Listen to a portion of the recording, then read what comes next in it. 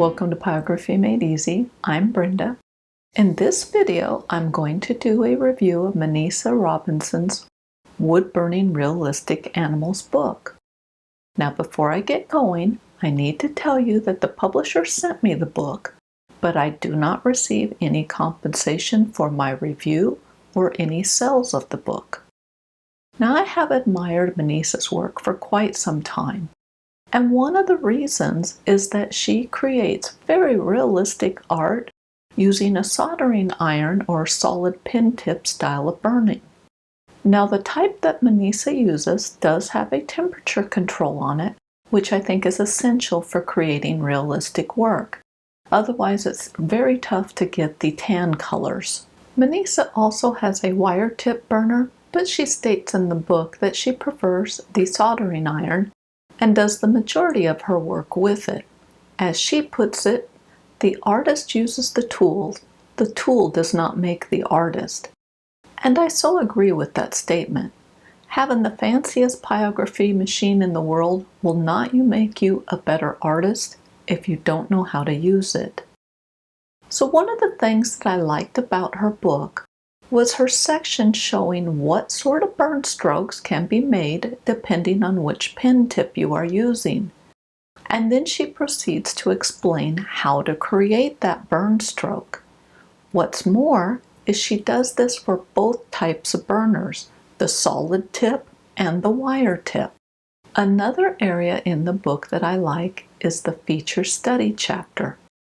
This chapter breaks down the different aspects of the animal, like the eyes, fur, and whiskers, and explains how to create that specific feature. She provides a number of photos to help illustrate her instructions and provides different examples of fur types. There are a total of 12 art projects to do in the book. Each project includes the pattern, a reference photo, and a full-color, fairly large photo of Minisa's artwork to help guide you along.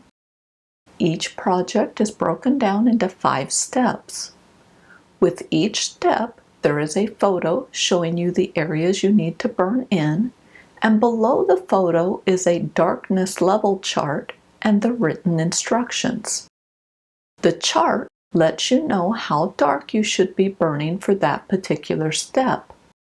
Now, it's during this part of the book that I think you're going to have to refer back to the feature study chapter to get a better understanding of what sort of burn strokes are needed, but that'll depend on your experience level. Now, if there was any color that was added to the artwork, there's a final step that covers the coloring. In addition to the pyrography art projects that are in the book, there is a chapter on working with photos. In this chapter, Minisa discusses places to get photos, what sort of things to look in a photo, and how to adjust the photo using Adobe Photoshop. She also explains how to use the photo to create a pattern or template on the wood. Another interesting chapter is the one devoted to adding color to the artwork. This chapter covers colored pencils, an assortment of paints, and alcohol inks to name some of the items. In conclusion, I think this is a good book for someone who has some experience with pyrography and is looking to improve the realism of their artwork. Overall, I think Minisa provides a lot of useful information in her book, but the tutorials might be pretty challenging for someone who has very little experience in pyrography. Well, that's it for this review. Thank you for watching, and I will see you next week.